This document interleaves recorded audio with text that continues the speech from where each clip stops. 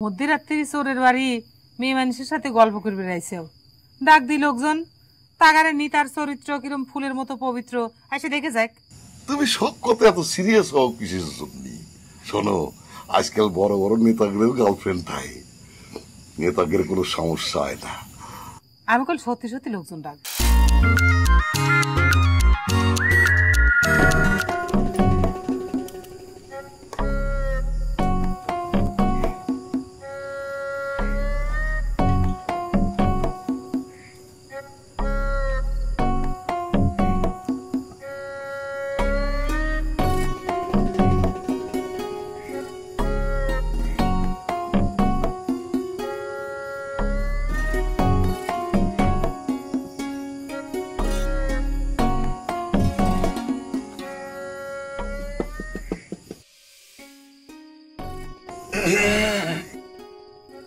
কিডারে রঘু নাকি?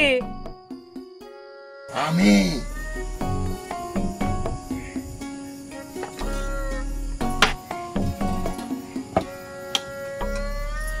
আমি তুমি এত রাত্রি?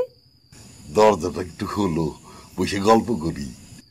বাহ, মধ্যরাত্রি চোরের বাড়ি মেয়ে মানুষের সাথে গল্প করে বেড়াইছেও, ডাক দি লোকজন তাগারে নি তার চরিত্র কিরম ফুলের মতো পবিত্র, এসে দেখে যাক।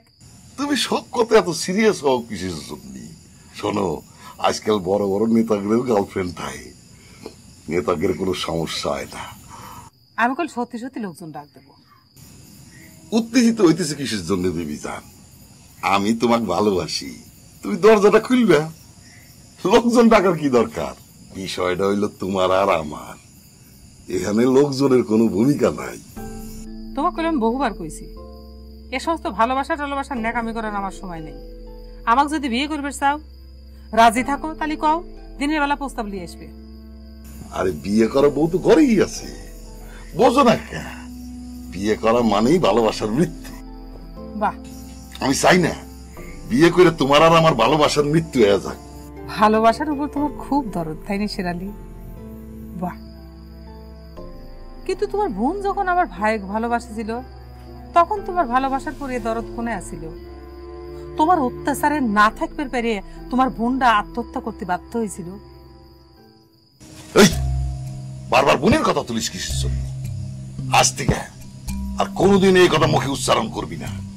একটা কথা মনে রাখিস, আমার বোন মইরে তোর বাইরে বাঁচা দিয়ে গেছে, সুন্নির ঘরের সুন্নি।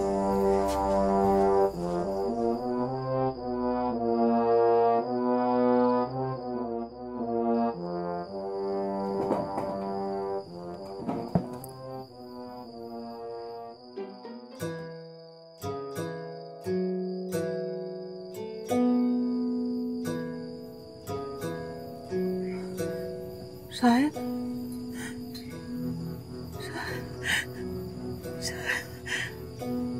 শেফালি, শেফালি রে,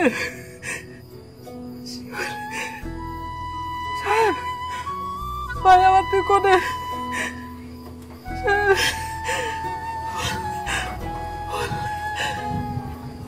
কিছু শেফালি, শেফালি রে।